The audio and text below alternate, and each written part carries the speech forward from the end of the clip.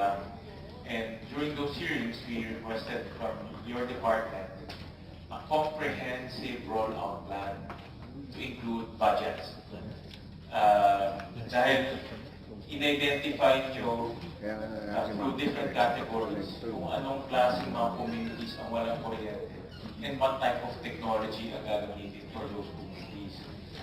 The next is how to reach those communities and how much do you need in order to reach those communities.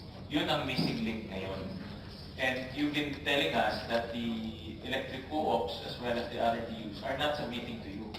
But you are the Department of Energy who has supervising powers over all of these distribution utilities. So you have to exert a lot of pressure and to a certain extent sanction them kung hindi binibigay sa inyo yung data, because this is vital for us to know so that we can allocate the necessary budgets for you to roll out a nationwide total electrification plan. So yun po yung matagal na namin clear niyo, August 2018 yun. I thank Senator Marcos for reminding the committee again, no? Because we've been asking for this for a very long time.